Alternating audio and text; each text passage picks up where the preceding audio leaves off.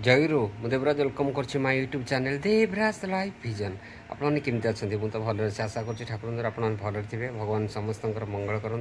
आसन जा गोटे न ब्लॉग को आज न ब्लॉग में जा देखा आम गोटे विशेष सत्संग जा जो विशेष सत्संग आम देखा श्रद्धेय जेपी भाई मान जयप्रकाश दास भाई गोटे बहुत सुंदर जाजेंट आज देखा आपने केमती कौन लगुच निश्चय कमेंट करता जानवे डेरी करानी आसन जा देखा जेपी भाई बहुत सुंदर जाजेंट आसतु।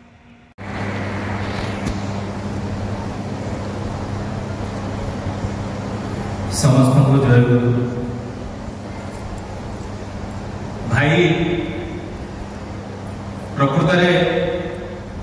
भाव राज्य हजई देते आ लगुला से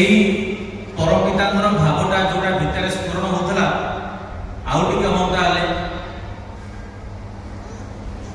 जहां को केंद्र कर आज सत्संग आयोजन होती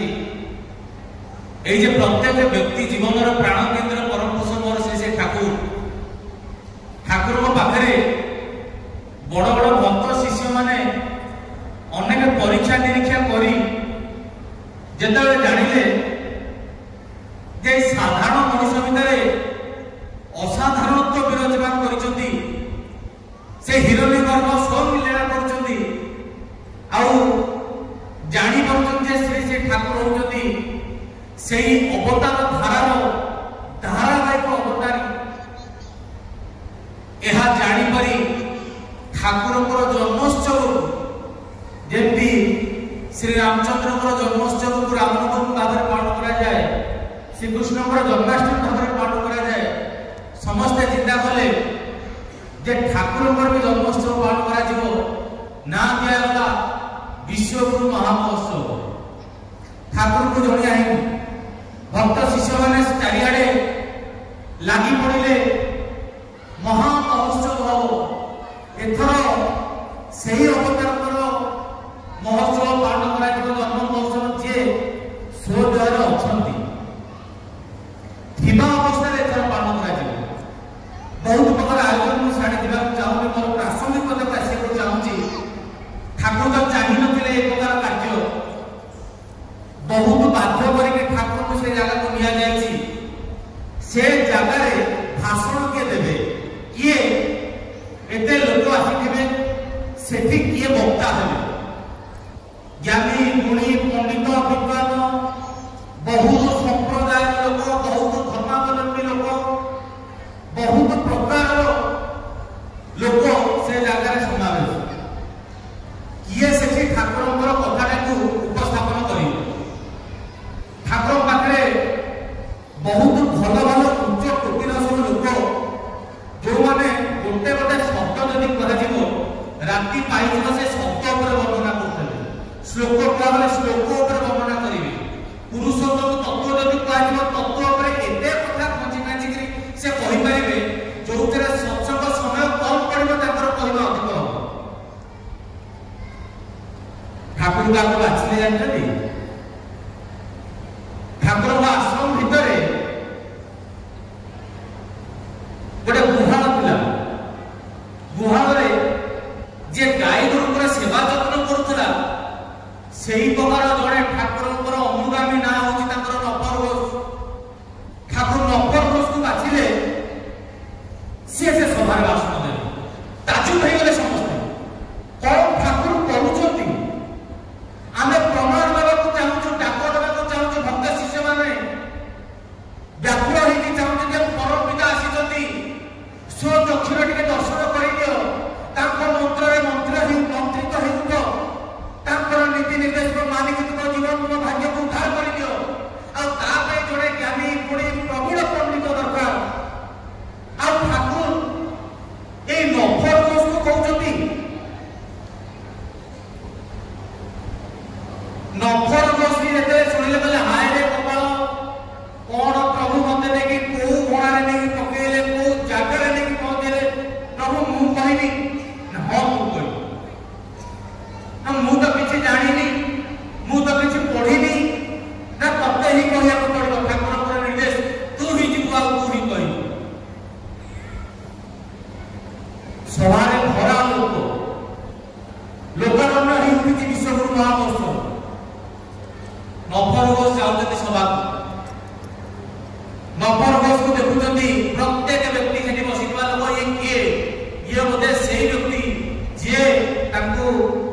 ବ୍ୟାଖ୍ୟା କରିବେ, ତାଙ୍କର ମହତ୍ କଥା କହିବେ। ନବଦା ହାତ ଯୋଡ଼ିକିରି କହୁଛନ୍ତି আমি কিছু জানি না, আমার ঠাকুর অতি সুন্দর, চির সুন্দর, খুব সুন্দর। কହୁଛନ୍ତି ମୋର ତ ପ୍ରକୃତରେ ମୋ ଜୀବନରେ ନିଷ୍ଠା ନାହିଁ, ଭାବ ନାହିଁ, ଭକ୍ତି ନାହିଁ। ଭାଇ ଟିକେ ଭାବ ରାଜ୍ୟକୁ ନେଇଥିଲେ ସେ କଥା ମୋର ଠାକୁର ଅତି ସୁନ୍ଦର ହଜାର ହଜାର ଲୋକଙ୍କର ଅନ୍ତରକୁ ସ୍ପର୍ଶ କରିଥିଲା। ହଜାର ହଜାର ଲୋକ ଅନ୍ତର ଭିତରେ ବୁଝିନେଲେ ଗୋଟେ ଶିଷ୍ୟ, ଗୋଟେ ଭକ୍ତ ତାର ପ୍ରଭୁଙ୍କ ଅନ୍ତରରେ କେମିତି ସ୍ଥାନ ଦେଇଛି। ଏ କଥାର ପ୍ରାସଙ୍ଗିକତା ଆରମ୍ଭ ହେଲା ଏଥିପାଇଁ ବର୍ତ୍ତମାନ ଧର୍ମ ମାସ ଚାଲିଛି। ଚାରିଆଡେ ଲୋକ ନିରାମିଷାଶୀ, ଚାରିଆଡେ ମନ୍ଦିର ମାନଙ୍କରେ ଲୋକାରଣ୍ୟ, ଚାରିଆଡେ ପ୍ରବଚନର ଆସର ଚାଲିଛି। ତା ଭିତରେ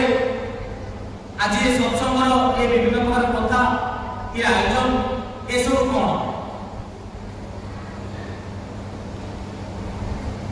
ସମୟ ତ ବହୁତ କମ୍। ତା ଭିତରେ ମୂଳ କଥାଟା ଯୋଉଟା ରହିଛି, ଠାକୁର ଗୋଟେ ଧାଡ଼ିରେ କହୁଛନ୍ତି ଧର୍ମ ପ୍ରାଣ ହବା ମାନେ ଇଷ୍ଟ ପ୍ରାଣ ହବା। ଧର୍ମର ନିଶାନା ହଉଛି ଯେ ଧର୍ମ ପାଳେ ତା ଭିତରେ ଦକ୍ଷତା ଆଉ କ୍ଷିପ୍ରତା ବଢି ଉଠିବ। ଆଉ ଧର୍ମ ପାଳିକିରି ଯଦି ସାଂସାରିକ ଜୀବନରେ ଅକୃତ କାର୍ଯ୍ୟତା ଆସୁଛି,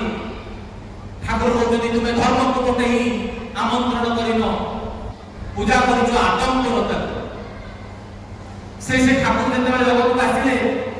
ମଣିଷ ପୂର୍ବବର୍ତ୍ତୀ ଭାଇ ଯେମିତି ଆତ୍ମର ସଂକ୍ଷେପରେ କଥା କିଛି କହିଛନ୍ତି, ଏ ଧର୍ମ, ଏ ପୂଜା, ଏ ଯାହା କିଛି ଆମେ କହୁଛେ, ଏ ସବୁ କିଛିର ତାତ୍ପର୍ଯ୍ୟଟା ପ୍ରଭୁଙ୍କ ପାଖକୁ ଆସିକି ମଣିଷର ଜ୍ଞାନ ଚକ୍ଷୁଟା ଉନ୍ମୋଳିତ ହେଲା। ଆଉ ରହିଲା ଭାବର କଥା। ଏଠି ଜ୍ଞାନ ବି ମିଳେ, ଭାବ ବି ମିଳେ, ଭକ୍ତି ବି ମିଳେ, ଆଉ ସବୁ କିଛି ମିଳେ ସେତେବେଳେ ଯେତେବେଳେ ଯୋଗ ହୁଏ ତାଙ୍କ ସହିତ। ଧର୍ମ ମାସ ଚାଲିଛି। ଗୋଟେ କଥାରୁ ଭାବୁଛି, କାହିଁ ଭାଇ ବସିଥିଲେ କଥାଟା ମନକୁ ଆସିଲା। ବହୁତ ସମୟରେ ମଣିଷ ଧର୍ମ କରିବାକୁ ଯାଇ ବହୁତ ଚାଲାକି କରେ। କଣ ଚାଲାକି? ଠାକୁରଙ୍କର ବହି ଭିତରେ ଆମେ ସତ୍ସଙ୍ଗ ଭିତରେ ବହୁତ ଥର ଆଲୋଚନା ଶୁଣିଛୁ। ଯୋଉମାନେ ବ୍ରହ୍ମବିଦ୍ୟା ଆମର ସତ୍ସଙ୍ଗରେ, ମାଉସୀ ସତ୍ସଙ୍ଗର କିଛି ନୂତନତ୍ୱ, କିଛି ନିଆରା ଜିନିଷ ରହିଛି। ମାଉସୀ ସତ୍ସଙ୍ଗର ନିଆରା ଜିନିଷ ହେଉଛି ତାର କେନ୍ଦ୍ର ସତ୍ସଙ୍ଗ। ଆଉ କେନ୍ଦ୍ର ସତ୍ସଙ୍ଗରେ ଯୋଉ ଭାଇ କହୁଥିଲେ ଆଲୋଚନା ହୁଏ, ସତ୍ୟାନୁସରଣ, ବ୍ରହ୍ମବିଦ୍ୟା, ଏ କୋଉଠି ଆଲୋଚନା ହୁଏ? ଏଇଟା ମାଉସୀ ସତ୍ସଙ୍ଗରେ ଆଲୋଚନା ହୁଏ। ତା ଭିତରେ ଗୋଟେ କଥା ଠାକୁରଙ୍କର ଆଲୋଚନା ହୁଏ ଯେ ଯୋଉ ଭାବ ନେଇକିରି ମରେ, ସେ ସେଇ ଭାବ ନେଇକିରି ଜନ୍ମଗ୍ରହଣ କରେ। ଏ କଥାଟା ମୁଁ ମଧ୍ୟ ସତ୍ସଙ୍ଗରେ ଆସିକି ଅନେକ ଥର ଶୁଣିଛି। ଠାକୁରଙ୍କ ବହିରେ ଗୋଟେ ଆଉ ଗୋଟେ ତାର ଆଖି ଫିଟେଇ ଦେଲା ବେଳେ ଆଉ ଗୋଟେ କଥା ପଡିବ। କଣ କଥାଟା? ଠାକୁର କହୁଛନ୍ତି ଯିଏ ଯୋଉ ଗ୍ରହରେ ମରେ, ଯୋଉ ଗୋଚରରେ ମରେ, ସେ ପୁଣି ଯାଇକି ସେଇ ଗ୍ରହ, ସେଇ ଗୋଚରରୁ ତାର ଜନ୍ମ ଆରମ୍ଭ କରେ। ତାପରେ ବହୁତ ସମୟରେ ଆମେ ଯେହେତୁ ନିଜ ଜୀବନକୁ ନିନ୍ଦୁଥିବା, ଭାଇ ମରିଗଲେ ଭାଇ ସବୁ ସରିଯାନ୍ତା, ଆଉ ସରିଗଲେ ପୁଣି ଆଉ ଗୋଟେ ଜୀବନ, ଆଉ ସେଇ ଜୀବନଟା ବହୁତ ଭଲ ଭାବେ ବହୁତ ଆରମ୍ଭ ହେଇପାରନ୍ତା। ଏ କଥାଟା ଆମର ପୁରୁଣା କଥା। ଏ କଥା ହିସାବରେ କଣ ରହିଛି ନା, ଆମକୁ କୁହାଯାଇଛି ମଲା ବେଳେ ଲୋକ ପାଖରେ ସବୁ ଭାଗବତ ଗୀତା ସବୁ ପଢନ୍ତି, ଝିଅ ବୋଉମାନେ ପଢନ୍ତି ଶୁଣନ୍ତି। କଣ ନା, ପଢିଲେ ତାର କାଳେ ସେ ଭାବଟା ହବ, ଆଉ ସେ ଭାବଟା ହେଲେ ସେ ସେଇ ଭାବରେ ମରିଯିବ।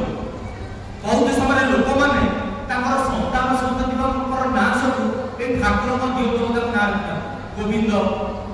ଶ୍ରୀକୃଷ୍ଣ, ରାମ, ଶ୍ୟାମ, ଏମିତି ନାଁ ଦେଇଥାନ୍ତି ଯେ ପିଲାମାନଙ୍କର ଯେବେ ଆସକ୍ତି ଥାଏ, ତୋର ମଲାଳକୁ ଯଦି ପିଲାମାନଙ୍କ ନାଁଟା ଡାକିକି ଆରେ କାଳିଆ, ମଲାଳକୁ ହୁଏତ କାଳିଆ ଲଗେଇ ମରିବେ, ଆଉ ଈଶ୍ୱର ଲାଭ ହୋଇଯିବ। ଏଇ ଭାବନାରେ ସନ୍ତାନ ସନ୍ତତିଙ୍କର ନାଁ ମଧ୍ୟ ଅନେକ ରଖନ୍ତି। ଜଣେ ବ୍ୟବସାୟୀ ଲୋକ, ତାର ଚାରିଙ୍କର ନାଁ ସେ ରଖିଲା। ଜଣଙ୍କ ନାଁ ଗୋବିନ୍ଦ, ଜଣଙ୍କ ନାଁ ଶ୍ୟାମ, ଜଣଙ୍କ ନାଁ ରାମ, ଆଉ ଜଣଙ୍କ ନାଁ କୃଷ୍ଣ। ଆମେ ସମସ୍ତଙ୍କ ନାଁ ଦେଇଛି। ସମସ୍ତଙ୍କର ନାଁ ଦିଆହେଲା ଏଥିପାଇଁ ଯେ ଶେଷ ବେଳକୁ ପିଲାଙ୍କ ନାଁ କହିକିରି ପିଲାଙ୍କ ନାଁ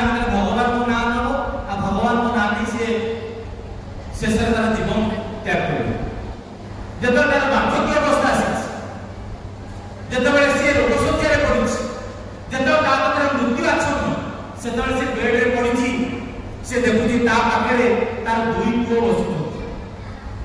हठात किसी समय तार मझिया पुओटा चली आसिबो से मझिया पुओटा जब देखिबो ता भितर भारी से अस्तव्यस्त होउथिबो एवं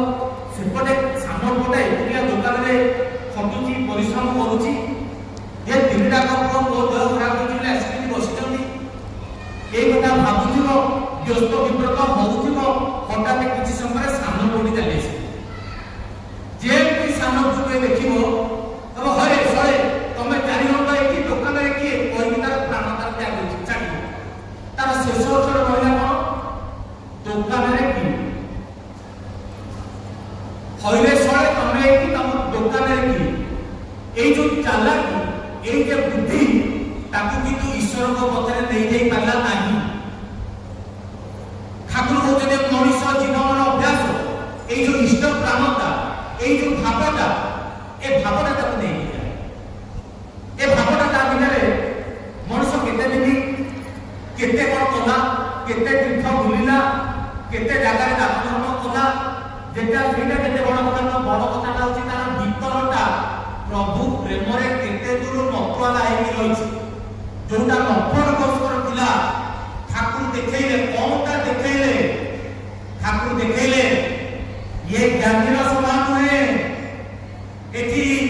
शास्त्रर चर्चा हुए एठी मनुष्यर भाव जगतर कथा अंतरर कथा आ एई भाव अंतर को देई मनुष्य जीवन परिवर्तन होबार कथा ठाकुर देखैले सत्संग होची सेही जगह जे जीरो ये के भाबी पाइबो जने गुहार लोकटा को देखि भाषण जीरो से जीरो भी एके सभा आगे हिरो अन्य जगह रे हिरो को पछे की हिरो करा जाए सत्संग रो परिवेश का होया जीरो को हिरो करबा प्रकृतिर नियम विषय शून्य जा ताकू पूर्णतार भरी नबा से ठाकुर पाखु अनेक भक्त शिष्य आछंती पूर्णतार भरी उठी ताकर अंतर ताकर हृदय केवल ए भाव को केंद्र करी बहुत समय अनेक भावी भावी जे सत्संग रे जते बेले किछ आलोचना हुए सत्संग कथाटा को बड़ई चढ़ी कोनी तेणु आलोचना हुए ठीक अछि मु किछ समय सत्संग रो जोड़ी के आगुटे सत्संग बाहर रो कथा कहै चाहूँ श्री श्री ठाकुरंकर जगत रे जेति भावर कथा का आलोचना करूचे पुरी रे जणे व्यक्ति थिले ताको नाम होची गीता पंडा ताको नाम गीता पंडा नथिला ताको ना आउ किछ थिला ताकर सबुदिनिया काम थिला ब्राह्मण लोक निष्ठापर भाव सबुदिन सकाळू से कौन करते 18टा अध्याय पढ़ी तापर दिने भिक्षा करिया पे दुआर भिक्षा करके जोटा आनिबे सेटा सरकार रे सर्वप्रथम से गोविंद को पूजा करते आग देबे भोग निवेदन करिवे तापर जाके ताकर परिवार भरण पोषण से करिवे ये गीता पढुथले हठात गोटे गोटे कथाटे गोटे गोटे लाइनटा पढी की भाव कम रही जाए बहुत समय लोक देखती से बस काम करे आ लोक को देखनी देखो देखो प्रभु केमती देखिछ देखो प्रभु को कथा देखो प्रभु केमती आश्वासन देइछनी देखो ताको भितरे ए व्याकुलता अन्य माने परिणति करो किंतु ताको स्त्री जे से संपूर्ण विपरीत से सब बेले आपको फटा प्रयास करती सब बेले आपको कटाक्ष करती सेदा समय दुर्भिक्ष माड़ी आसी मरुड़ीर समय से ओडिशा मरुड़ी चलता जेतबे से समय घरे घरे लोक खाइया को पाउना ये भी पारे भिक्षा करके आनी कौन आनिबे पिला छुआ केम देबे अवस्था सोचनी किंतु भक्त निश्चल अवस्था जमा चंचल नहीं अस्थिर नहीं अधीर नहीं भक्तर भरोसा प्रभु को उपरे काई ना प्रभु तार भक्तर कथा बुझो ए कथा भक्त जाने तांकर ए प्रकार अवस्था देखिकी गोटे दिन तांकर स्त्री आसी बहुत जोरे पाटितुंड होले तबे की प्रकार लोक तमे घरे पाचटा प्राणी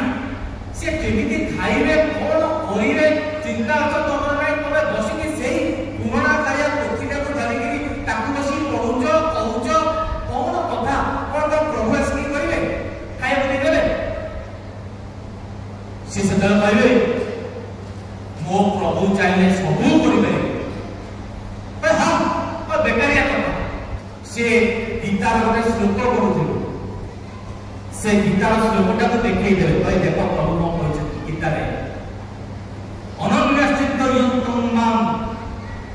जे जना प्रपद्यन्ते तेषां नित्ययुक्तं योगक्षमं महाभ्यहम् सेदरे कथाटा कहबे भगवान श्री कृष्ण कहउछन्ति जो सकल जीव मते उपासना करे मते देखि से खाए तार कथा मु निजे स्वयं देखि बुझे ए कथाटा से देखि जेमि देखिले स्त्री तो अधीर हेतिले से तो व्यस्त से तो रागी जाइछथि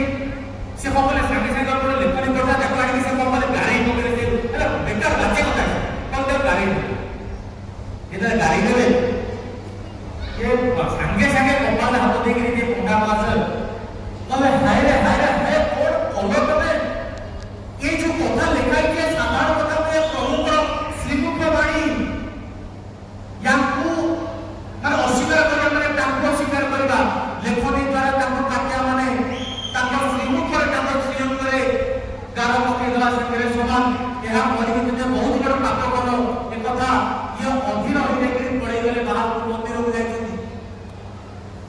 जगन्नाथ मंदिर में जाइके जगन्नाथ पाखरे अधिया पड़छथि प्रभु को स्त्री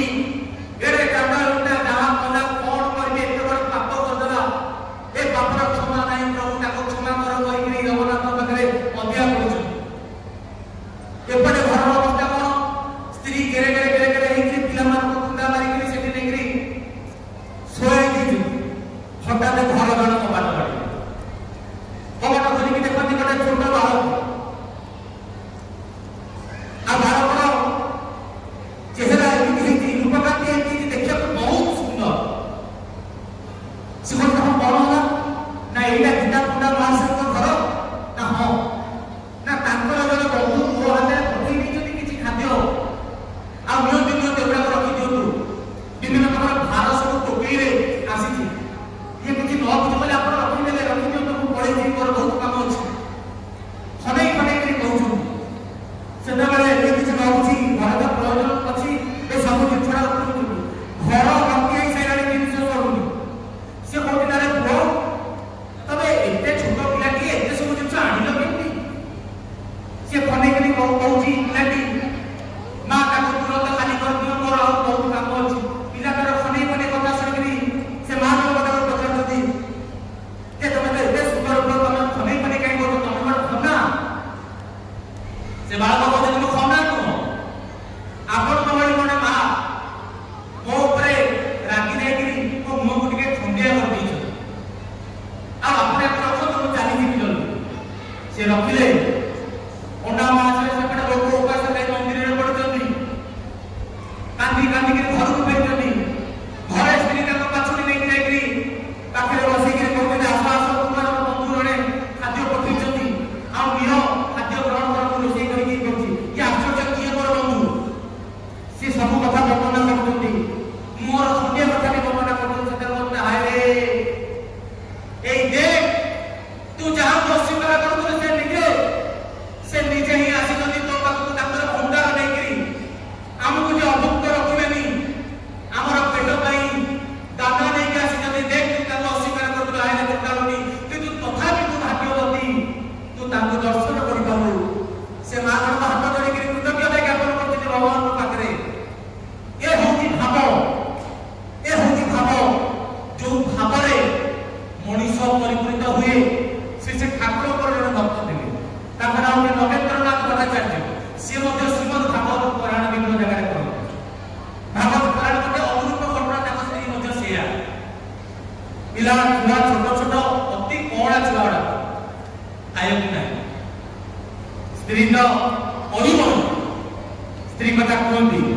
आ परम पिता को घर में जो भाई कम है कि कहि जाते गोटे जिंस अछि ठाकुर शक्ति जत्ते बेले मनुष्य शक्ति काम करेनी दया से जो डाको से भावना डाको से जब स्त्री रो गाड़ी सुन जो हाथ जोड़ी कहते मो मालिक अछती मो कथा बुझिबे मो कथा बुझिया पई मते चिंता करिया पड़बनी मोर मालिक अछती हाथ जोड़ी के टिंगे ठाकुर को श्री मुख को मने पगई चिंता करछंती ଆସିଲା କବାଟ ଠକ୍ ଠକ୍ କିଏ ନା ଆଜ୍ଞା ମତେ ଜାଣିପାରୁଛନ୍ତି ନାହିଁ ଆଜ୍ଞା ଜାଣିନା ମତେ ଆଜ୍ଞା ଆପଣ ଜାଣିପାରିବେ ଆପଣ ଗୋଟେ ଜାଗାରେ ଭାଗବତ ପୁରାଣ କରୁଥିଲେ ଆପଣଙ୍କର ପଇସା କିଛି ବାକି ଥିଲା ମୁଁ ନେଇଯାଇଛି ଆପଣ ତୁରନ୍ତ ଖାଲି କରିଦିଅନ୍ତୁ ମତେ ପରିଶୋଧ କରନ୍ତୁ ଋଣ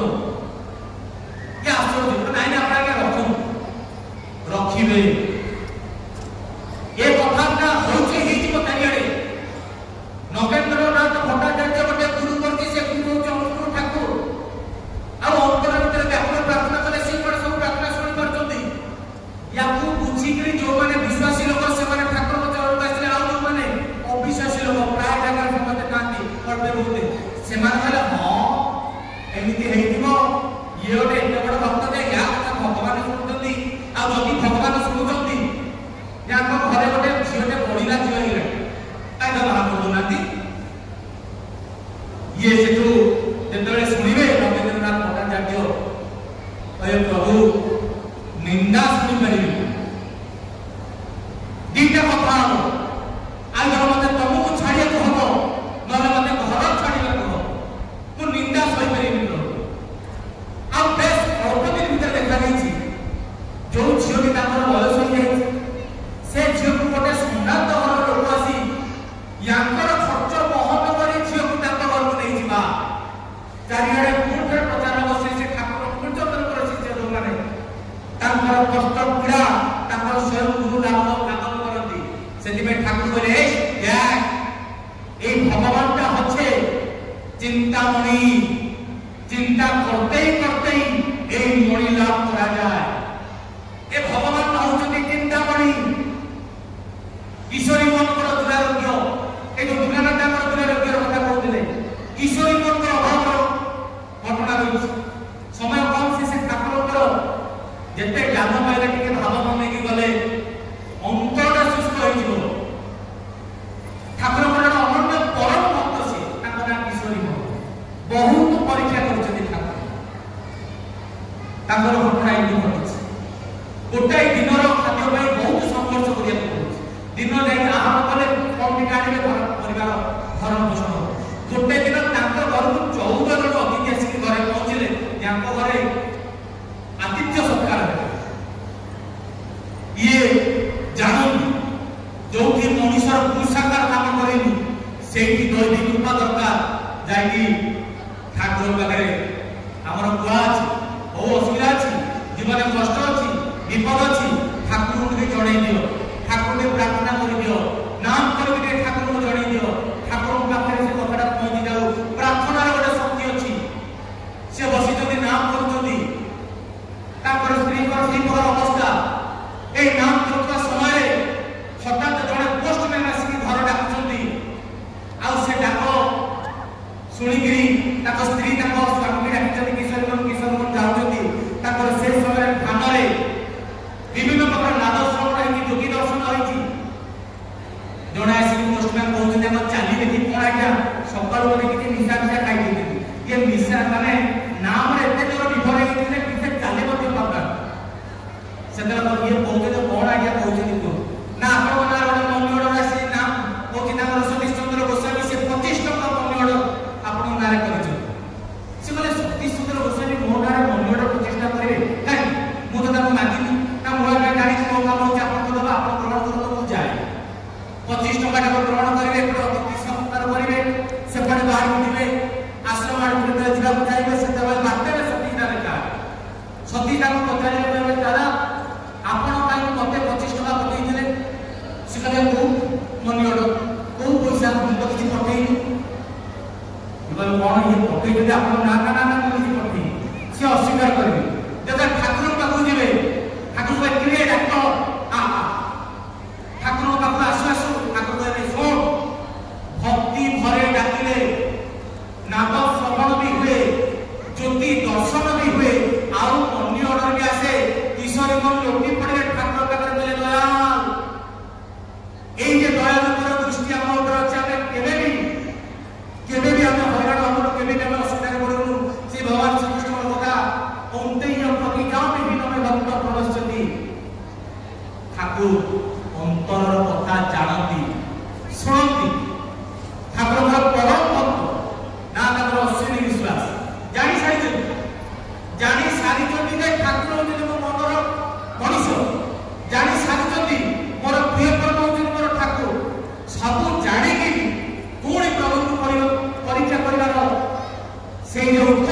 ତାଙ୍କର ଯାଇନି ତାଙ୍କ ଘରକୁ ଠାକୁର କୀର୍ତ୍ତନ କରିବାକୁ ଆସୁଥିଲେ। ହଠାତ୍ ସେ ଭାବିଲେ ଯେ ଠାକୁର ପାଖକୁ ଯେତେବେଳେ ଠାକୁର ଯେତେବେଳେ ଆସନ୍ତି ତାଙ୍କ ବେକରେ କେହି ଗୋଟେ ଫୁଲମାଳ ପକେଇଥିବ। ଇଏ ମନେ ମନେ ଭାବୁଛନ୍ତି ଫୁଲମାଳଟା ଠାକୁର କାହିଁକି କାହା ନା ବେକରେ ପକେଇଦେବେ, ଆଜି ଯଦି ମୋ ବେକରେ ପକେଇଦେବେ ମୁଁ ଜାଣିବି ଯେ ସେ ହଉଛନ୍ତି ଠିକ ଅନ୍ତର୍ଯାମୀ। ଠାକୁର ଆସିଲେ, ସାଙ୍ଗରେ ଦଳ ଆସିଛନ୍ତି, କୀର୍ତ୍ତନିଆ ଦଳ। ଜଣେ ଉଠି ଯାଇକି ଠାକୁର ବେକରେ ଗୋଟେ ମାଳ ପକେଇଦେବ। ଠାକୁର ବେକରୁ ମାଳଟାକୁ କାଢି ଅଶ୍ୱିନୀନା ଯୋଉଠି ବସିଥିବେ ଛିଡ଼ା ହେଇଥିବେ ସେଇଠି ଆଣି ଅଶ୍ୱିନୀନାଥ ବେକରେ ପକେଇଦେବେ। ଅଶ୍ୱିନୀନା ଲାଜ କରିବେ, ପରୀକ୍ଷା କଲେ ଜାଣିଛନ୍ତି ନା, ପରୀକ୍ଷା କଲେ। ପୁଣି ଠିକ ତା ପରଦିନ ମନରେ ଭାବୁଛନ୍ତି ଆଜି ସିନା ମୋ ବେକରେ ପକେଇଦେଲେ ଏଇଟା ଗୋଟେ ଆକସ୍ମିକ ଘଟଣା ଘଟିଥାଇପାରେ। ଆଉ ଜଣଙ୍କ ନାଁ ଭାବି କହୁଛନ୍ତି ଯଦି ଯାଇକି ସେ ଭାଇ ମାନେ ବେକରେ ଯାଇକି ପକେଇବେ ମୁଁ ଜାଣିବି ସେ ଠିକ ଅଛନ୍ତି। ଅନୁରୂପ ଘଟଣା। ଠାକୁର ଆସିବେ, ବେକରେ ଜଣେ ଫୁଲମାଳ ପକେଇବ, ଠାକୁର ଯାଇକିରି ତାରି ବେକରେ ଯାଇକି ମାଳଟା ପକେଇ ଯୋଉ ଲୋକଙ୍କ କଥା ଭାବୁଥିବେ ଇଏ ନିଜେ ଲାଜରେ ତାଙ୍କର ମୁଣ୍ଡ ତଳକୁ ଯିବ। ଠାକୁର ଆସିକିରି ଯୋଉ ସ୍ନେହ କରନ୍ତି ଆଦର କରନ୍ତି କାନରେ ହାତ ମାରିକି କହିବେ ଦୁଷ୍ଟାମି ଗଲାନି। ଯୋଉମାନେ ପରୀକ୍ଷା ଦେବେ ସେଇମାନେ ବରାବର ପରୀକ୍ଷା ନେଉଛନ୍ତି। ଏଇ ଯୋଉ କଥା ଇଏ ବଡ ମାର୍ମିକ କଥା। ଠାକୁର ଯେ ଜଗତରେ ଆସି ଜଗତର କଲ୍ୟାଣ କରନ୍ତି ଏହା ପରୀକ୍ଷା ସରିଛି। ଠାକୁର ଯେ ସ୍ୱୟଂ ଅବତାରୀ ଏହା ପରୀକ୍ଷା ସରିଛି। ଠାକୁରଙ୍କର ଦୀକ୍ଷା ଭିତରେ ମଣିଷର ଦାରିଦ୍ର୍ୟ ବାଧି ଅକାଳ ମୃତ୍ୟୁ ତାର ଜୀବନର ବଡ ବଡ ରକ୍ଷା ପାଇପାରେ ଏହା ପରୀକ୍ଷା ସରିଛି। କେବଳ ଯଦି ବାକି ରହିଛି ମୋର ତାଙ୍କ ଆଡକୁ ଆଗେଇବା, ମୁଁ ସେଇ ଅନୁଭୂତି ପ୍ରାପ୍ତ ହବା। କାହିଁକିନା ଆଉ ଗୋଟେ ଲୋକର ପେଟ ପୁରା ହେଲେ ମୋ ପେଟ ପୁରା ହବ। ଆଉ ଗୋଟେ ଲୋକର ତୃଷ୍ଣାରେ ଜଳ ପାଇ ତାର ତୃଷ୍ଣା ନିବାରିତ ହେଲେ ମୋର ତୃଷ୍ଣା କିନ୍ତୁ ନିବାରଣ ହବନି ଯେ ପର୍ଯ୍ୟନ୍ତ ମୁଁ ଜଳ ପାନ ନ କରୁଛି। ସେଥିପାଇଁ ଠାକୁରଙ୍କ ଜଗତଟା ହଉଛି କର୍ମର ଜଗତ। ଏଠି ଦୀକ୍ଷା ନେଲେ ସର୍ବପ୍ରଥମ ମଣିଷକୁ ଇଷ୍ଟଭୂତି ପରାୟଣ, ଜପ ଧ୍ୟାନ ପରାୟଣ, ଯାଜନ କରିବ, ସତ୍ସଙ୍ଗ ଆସିବ। ଆମର ଗୋଟେ ଦିନଚର୍ଯ୍ୟା।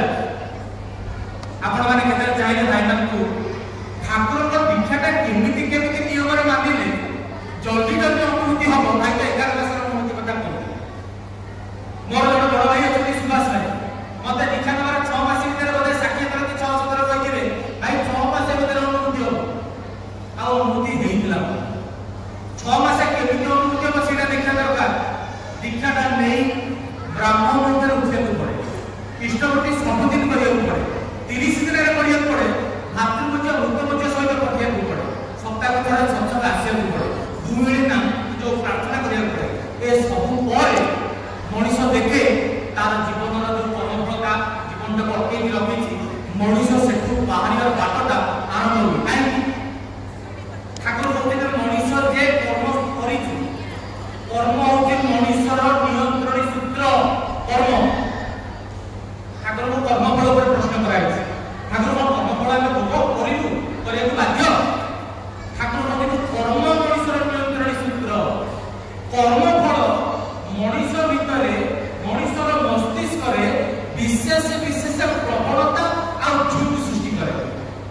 ଭେରି ମିନିଂଫୁଲ କଥା। ମଣିଷର କର୍ମଫଳ ମଣିଷ ଭିତରେ ବିଶେଷ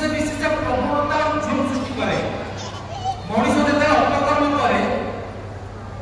ତାର ମସ୍ତିଷ୍କରେ ଗୋଟେ ରେଖା କାଟି ହେଇଯାଏ, ଗୋଟେ ଗଣ୍ଠି ପଡ଼ିଯାଏ। ଏଇ ଯୋଉ କର୍ମର ଗଣ୍ଠିଟା ପଡ଼ିଲା, ଏଇ ଯୋଉ ରେଖାଟା ପଡ଼ିଲା, ଇଏ ତାକୁ ଫଳଟା ଭୋଗ କରିବ କେମିତି? ଜଣକୁ ଦାରିଦ୍ର୍ୟ ବାନ୍ଧି ଭୋଗ କରିବାକୁ ଅଛି। ତା ଭିତରେ ଲକ୍ଷଣ ଗୁଡା ରହିବ ଟିକେ ଅଳସୁଆ, ଟିକେ ଅବିଶ୍ୱାସୀ, ଟିକେ ଅକୃତଜ୍ଞ, ଟିକେ ଅହଙ୍କାରୀ, ଇଏ ସବୁ ରହିବ। ଯୋଉଟା ଭାଇଙ୍କର ପୂର୍ବରୁ କହୁଥିଲେ, କାହିଁକିନା ସେଇଟା ରହିଲେ ମାତୃଜାତି ପ୍ରତି ଖରାପ ଦୃଷ୍ଟିରେ ଦେଖିବା, ଯୋଉ କାମ ଭାବ ନେଇକି ଦେଖିବା, ଏଗୁଡାକ କୁଆଡେ ଦାରିଦ୍ର୍ୟ ବାନ୍ଧି ଆମେ ସତ୍ସଙ୍ଗ ଆଲୋଚନା ଶୁଣିଛୁ। ସବୁଠୁ ବଡ ଅକୃତଜ୍ଞତା ହଉଛି ମୁଁ ଯେତେବେଳେ ଶୁଣିଲି କି କଥା କୋଉଠି ଏଗୁଡାକ ପାଇବୁ, କୋଉଠି ଜ୍ଞାନ କୋଉଠି ମିଳିବ, ତାହେଲେ ମଣିଷ ଅକୃତଜ୍ଞ କେମିତି ହୋଇ ଜାଣିଛନ୍ତି?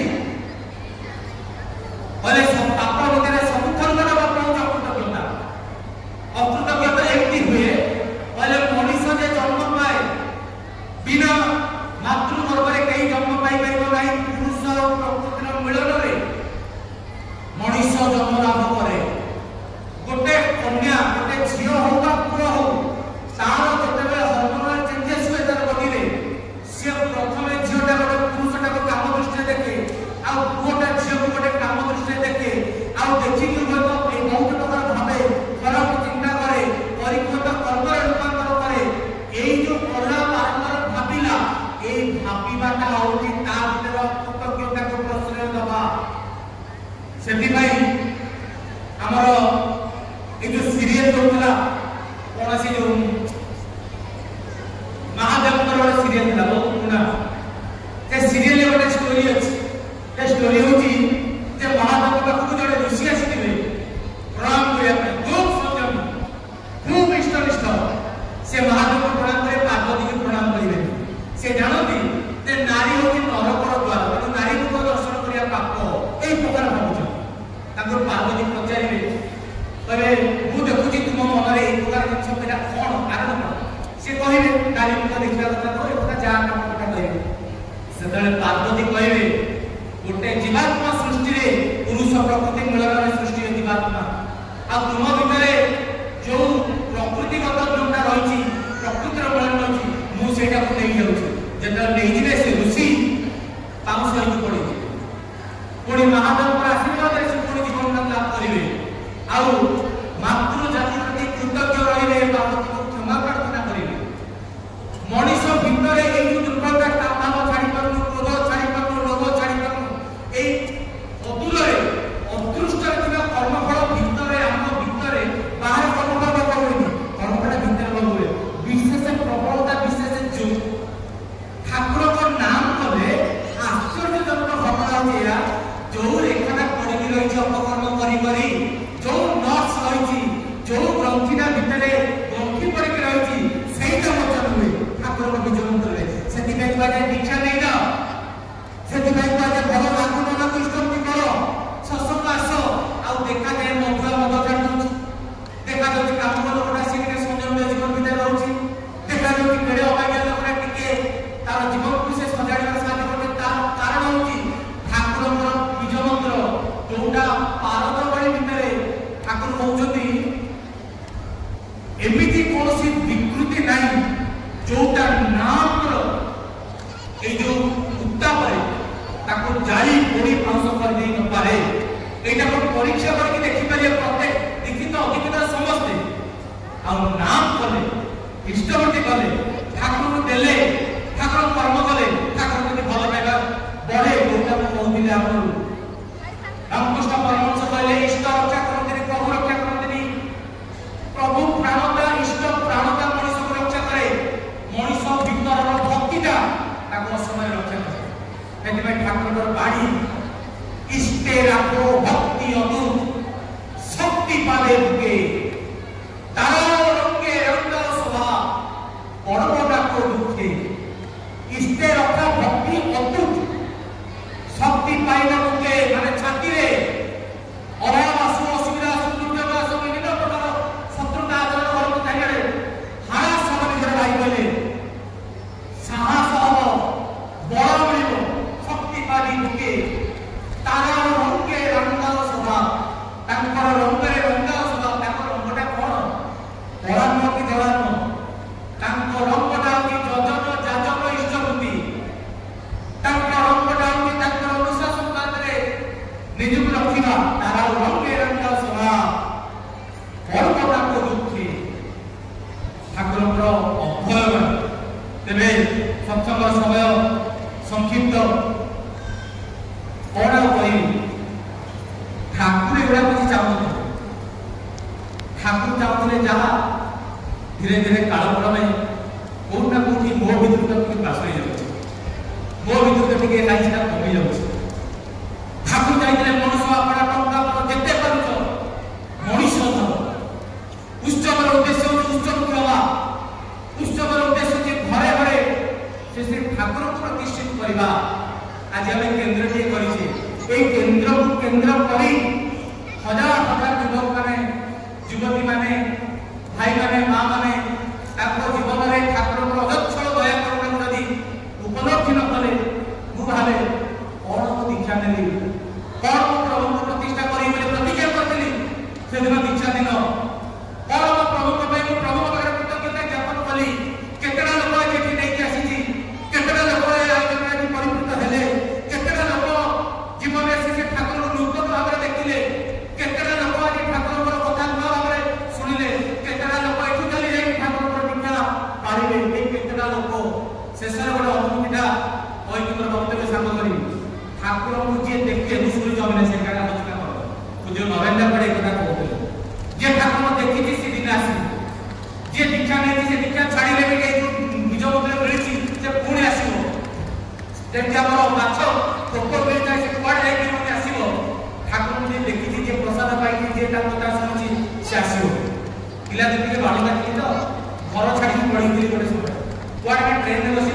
सीधा जाके बरमपुर चेकिंग करता चेकिंग कला बेले मुझे देखिए चेकिंग कर रोल करके अभिनय करके शोपला भाया बस पड़ी से मतलब जिते डाकिला जिते उठेला जमा शुणी सी पड़ेगा पर आखि खोलिकी फाटी ठिया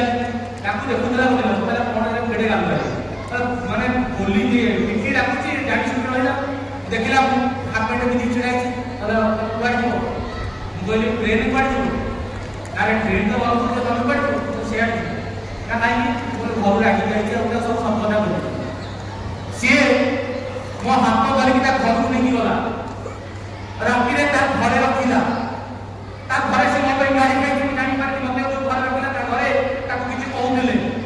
घरे गोटे नाली जीरो पावर बल्ब जो लगे जलता मत सी गोटे बिछଣା पारी मुझे शोची घर को जापर मो से गाड़ी चलुच हठात मोर का इच्छा आम नुआ जगह घर जगह देखु मुझे इच्छा मोटे चाहिए मुंड उपरू चाहिए हठात देखिए गोटे जगह छोट फटो 4टा फटो से फटो किए मुझे जानी आम जगन्नाथ लोक आम खाली जानी जगन्नाथ महादेव दुर्गा ये सब जानी आउ बाबा गुरु किए आम जानी मुझे तो जानी मुझे जहाँ फटो से दिन देखी द्वितीय बार देखी मत भाई ने मत सत्संग नहीं दब बोले आपको देखी कौटी देखी मन पकई मन पिला से घर राखी जाइए सी मत ट्रेन में धरिक से लोक कहला घरे गोटे राखी रखिदेला मुझे ठाकुर प्रथम देखी यही प्रकार अवस्था भितर ठाकुर मत टाणी मिड़ी मोर भुवनेश्वर जगह किसी आदौ संपर्क ना मत टाणी मिड़ी गाड़ी दीक्षा करे मत आगे आपण मैंने छड़ा करते भाई कहला मुझे मो भाव को रक्षा कर पार्टी जे किए बड़टा किए शिशुपाल किए मुझे कहूँ बोलते शुणे ठाकुर दया ठाकुर बीज मंत्र सत्संग कथा कहे खाली प्रत्याशा विहीन भाव में ठाकुर काम मईसिया बुद्धि परीक्षा दरकार किसी जानी किसी शुणु परीक्षा दरकार जगन्नाथ निष्ठ बुद्धि ठाकुर कहले ख्याति ओ ना जगी गोसाई गोविंद जहाँ भिन्न जगन्नाथ निष्ठ बुद्धि नमले तुम किसी भिन्न तेज परिशेष में पुणी थे सत्संगर ये आयोजक मंडली समस्त भाई माँ मैंने कर्मीवृंद आज ठाकुर उद्देश्य को मुंडे रखिक समस्ते आम से पथर जमी परिचालित हवा ये लोक समागम ये आचार्य देवकर स्लोगान दीप्ति वन घरे घरे ठाकुर दीक्षाटा पहुँच ठाकुर प्रार्थना हम इष्टवृत्ति करेंगे लोक सदाचार मानवे लोक सत्संग आसवे ठाकुर बहिपत्र पढ़े उदयमान कर्मी मान या आगुक लोक तन्मय करेंगे लोक ठाकुर चरण मारे यही प्रकार योजना नहीं जदि आम मैंने एकत्रित हो परम पिता शक्तिर भी अभाव से अनंत आसीम पुणी थे समस्त जीवन मंगलमय हो एठाकर समस्त आउसीमा संस्कृत प्रत्येक कर्मी मान जीवन मंगलमय हो दया विशेष प्रार्थना दिया आज ब्लॉग तो आम देखिले कि जेपी भाई गोटे बहुत सुंदर जाजन आपने केमती क्या लगे निश्चय कमेंट कर जनइबे पुणी देखा गोटे नया ब्लॉग रोचे आपको प्रिय नमस्कार जय जगन्नाथ जय